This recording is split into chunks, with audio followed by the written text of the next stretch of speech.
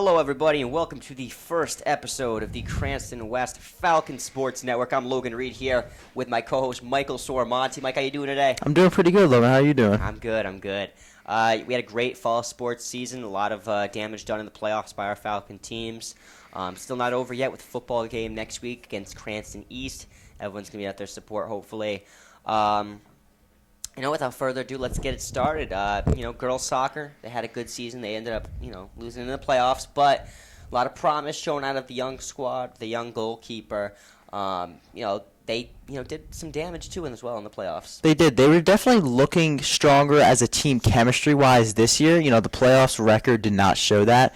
But overall, as a team, the bonding and just the overall camaraderie at the games, if you were in the stands, you felt it just as much as the players did. Absolutely. I mean, they had a lot of fun this year. I was able to call a few games for them. I was able to see what they were doing, and it looked like they were having a blast, which is the most important part of it at the end of the day.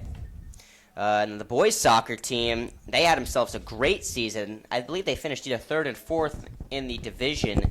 They won the semifinals, the quarterfinals against Westerly, and they lost in a shootout or a goal kick to Coventry. And that was, I believe, last week in a heartbreaker, but still a great season out of them. Sam Knife, Chris Malisi, John Frias, heck of a season out of them. Just doing what they do best. Unfortunately, they're graduating this year, which is, John, Sam, MJ Guglielmi. A lot of seniors on that team. A lot of seniors. Gavin Harris. A lot of dogs on that team. But unfortunately, they're graduating. But they got a good young squad coming up with Chris Malisi. You got John's younger brother, who's on JV right now, who he is a promising prospect as well. So hopefully, they're going to get everything together and they're going to still keep up with that playoff run that they've had the past few years. Their younger squad was looking a lot stronger this year compared to last year. Seems kind of like a pattern with all the sports here we have at West. They just seem like they're all kind of on the rise as the seniors kind of flow out. But up until the semifinals matchup, the last 7 games they went 5-0-2. I mean, they had 5 wins and 2 ties, 0 losses. So they were looking really strong ending off the season. Yeah. I mean, I believe their JV was actually undefeated. They were actually undefeated, yeah. So I think I saw that on their Instagram page, which shout out to the boys soccer Instagram page, man. They made a cool video. I don't know if you saw it. I did not get to see it yet, but I'll take a look. It's pretty cool. You got to take a look at that. The Unified Volleyball team. Unified Volleyball. They did great this season. They were 7-0 up until a game against, I believe, Coventry. And we actually made it to the championship after a semifinals matchup thriller, 29-27 actually in the third set. So it was very, very close. But we ended up losing. Yeah, we ended up losing to North Kingston in the second set of the championship at Rick. But we played good. Had a lot of seniors on their way out since last year, and we'll be having a lot more actually on the way out this year. So they look to rebuild as they move into now unified basketball upcoming now in the next couple of months. That's good stuff. Yeah, I love to hear it. You were at the game against East at East, right? I was at that game, yes. They won that one too? They did win that one. That was a clean sweep in the West versus East kind of city cup battle we have good for stuff. Unified. Love to see it. And then the girls volleyball team, they had like a 7-8 kind of season, ended up making a play-in game, and in the play-in game, I believe they went to Smithfield and beat them in 5. And I believe the final score of that 5th set was like 16-14. It was very close, and I mean, as we've seen with the rest of the fall/winter sports, I mean, the girls, where they go 0-17 last year, going to, what was their record this year? 7-8. Yeah, 7-8. So they almost reached that 500 mark. Playoffs once again for the girls volleyball team, kind of a struggle in the past few years, but they keep their hopes alive. Yeah. I mean, the thing is, that's a young team, too. You got a lot of club volleyball players on that team. Only 2 seniors graduating this year. And then on the back end, you got juniors. Your setter, Olivia Venegro, junior. Liz Denemy, hitter, junior. Natalie Brando, junior. Sienna Nardelli, junior. A lot of young players who are going to be there next year. They're going to have a developed team, and I think they're going to make more and more noise next year, more than ever. I would agree with you on that.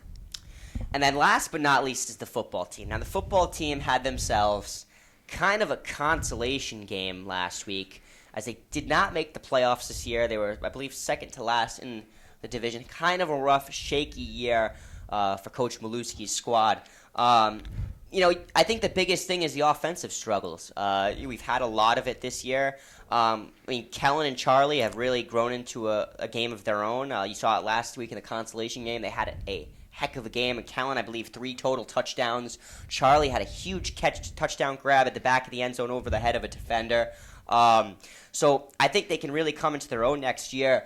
I think just things got to get better in the operational side of things on the offensive side of the football.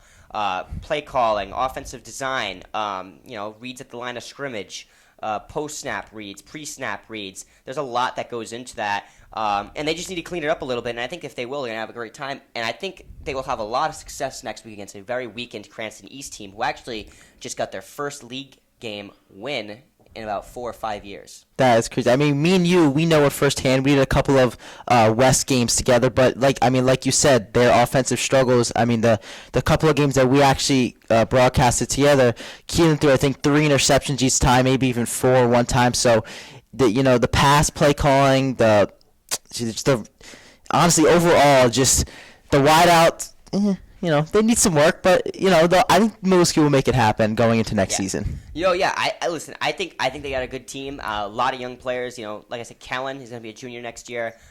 Charlie Cornell is going to be a junior. Yeah, junior. He's a sophomore this year, upcoming sophomore. Kellen's going to be a senior next year. Charlie's going to be a junior. And then Ethan Parent, junior. And then Boscia Jr. Very young team. Salas, I believe, is either going to be a sophomore or a senior, junior or a senior. So they got a wicked young team, and I think they could do some damage. And I'm very impressed with that defense. I mean, Coach Malo, he keeps a very, very solid defense. They play a lot of 4 linebacker sets sometimes with a 1 high safety.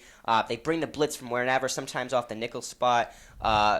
They love to bring pressure on the quarterback. You saw it in the game against East Greenwich. They had quarterback Alex Thomas just rattled. He threw about 3 picks that game, one of which was actually intercepted by an outside linebacker who was playing in the box, I believe. And that defense really gets to the quarterback and really makes it hard for opposing offenses. They hold opposing offenses kind of low-scoring games. It's rare that I've seen offenses score above 30 against that team this year. So, like I said, they have a great foundation they can build upon, and I think next week they'll have a lot of success against Cranston East. I mean, we've seen it time and time again. If the offense from Cranston West can match up with their defense, they can be well over 500 and maybe even be one of the best teams in Division II high school football for Rhode Island. 100%. I mean, you're talking a few years ago, this team was in the state championship. Before we got here. Yeah, 2019. 2019, 2020. They lost to, I believe, NK or SK, but they were in that game. You remember, Cam Alves was the quarterback, young squad, but they were a force to be reckoned with, and I think they still have that ability to get back there because there is good coaching on that coaching staff. I mean, Coach Maluski runs a very solid team, and he's disciplined, and he knows how to get things right. So I think they'll be able to come back and have a good season next year. I will agree with you on that. We'll hope to see, and we'll keep an eye out for them. Absolutely. Next on our show, Winter Sports is coming up. We're going to have a special for you here. We're going to have star captain of the wrestling team, Andrew Pappas, on for a little interview here just to check up, see how things are going, see how the team's preparing. Practices start the day after Thanksgiving, the Monday after Thanksgiving, and I believe the first game is December 6th is their injury fund. So they're getting ready for a big season. Last year they had a great year.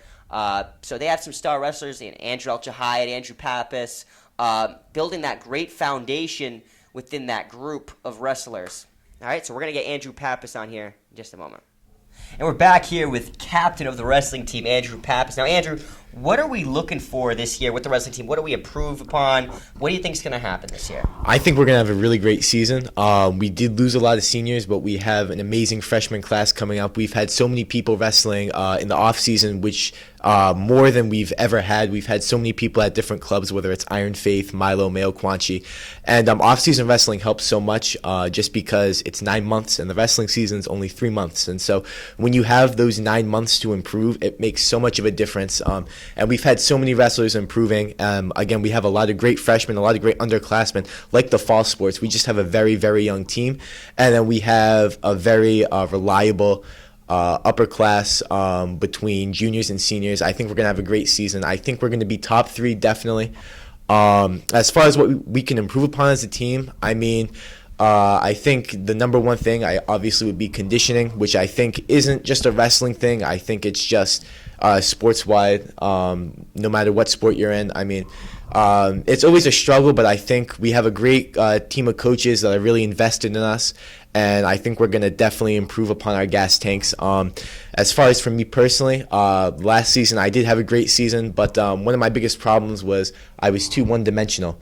I only had a very limited number of moves, which those moves worked, but the problem is when those kids would start defending it, I would kind of choke a little bit. So this offseason, I've really been working on developing a wider move set and just getting more confident with just a variety of different moves so that when my primary set of moves, my go-to moves don't work, I have things that I can fall back on, and I feel comfortable falling back on it and still getting the wins. Nice. Yeah, that's great to hear. This wrestling team, they're coached very well by Coach Carbone. Yeah. Head coach, blanking on the name. Tommy Lynch. Yeah. Coached very well. Hard-working team. You always see them, grinding away in the small gym, which Absolutely. is not always the most ideal working out environment.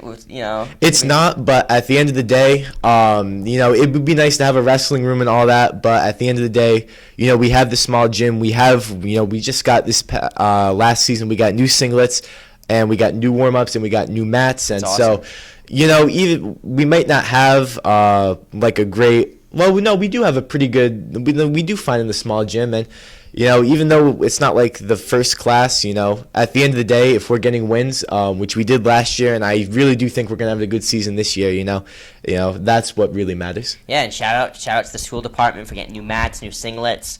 That's important to them, and they look, stylish well on those new mats. So. Definitely. All right, everyone, thank you so much, Andrew, for being on the show. Andrew Yeah, Pappas, absolutely. Everybody. And with that, we're going to send this one to the next episode of Falcon Sports Network. I am Logan Reed, joined by Michael Sormanti here, and thank you all for watching.